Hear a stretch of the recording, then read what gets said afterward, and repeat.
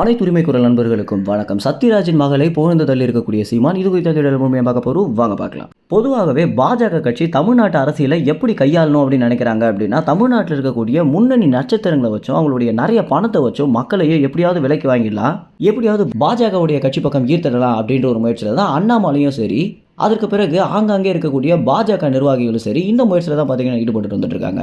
இவங்களுடைய பணத்திற்கு ஆசைப்பட்டு பிற கட்சியிலிருந்து ஏகப்பட்ட நிர்வாகிகள் பார்த்தீங்கன்னா பாஜக கட்சியில் போய் இணைஞ்சிருக்காங்க. நாம் தமிழ் கட்சியிலிருந்து கூட ஒரு 3 நிர்வாகிகள் பார்த்தீங்கன்னா பாஜக கட்சியில் இணைந்திருக்காங்க.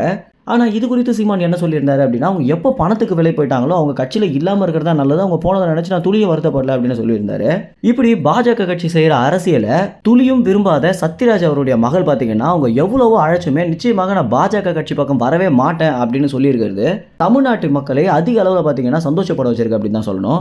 குறிப்பாக சீமான் அவர்கள் என்ன சொல்லியிருக்காரு அப்படின்னா, அண்ணனுடைய வளர்ப்பு நிச்சயமாக வீணே போகலை அப்படின்னும், அண்ணன் எப்படி ரஜினிகாந்த் இருந்த மேடையிலேயே தமிழர்களுக்கு ஆதரவாக பேசினதும் கர்நாடகக்காரர்களை எதிர்த்து திட்டினதும் அப்படின்னு ஒரு துணிச்சலான இளைஞனாக அந்த தருணத்தில் இருந்தாரோ, இப்போ வரைக்கும் பார்த்தீங்கன்னா அந்த துணிச்சல் மாறாமல் எல்லா அரசியல்வாதிகளையும் கடுமையாக விமர்சனம் பண்ணுற ஒரு நபராக தான் சத்யராஜ் இருக்காரு அப்படின்னும், அவர் வளர்த்த மகளும் அதே மாதிரி துடிப்பாக இருப்பாங்க அப்படின்னு எதிர்பார்த்திருக்கோம். அதை நிரூபிக்கும் வண்ணம் இவங்க இப்படி பண்ணியிருக்கிறது மிகப்பெரிய சந்தோஷத்தை வர வைக்குது அப்படின்னு தான் சொல்லணும். இது குறித்து நானே அலைபேசி மூலம் சத்யராஜுடைய மகளிடம் பேசி வாழ்த்தும் சொல்லியிருந்தேன் அப்படின்னு சீமான் அவர்கள் சொல்லியிருந்தாரு.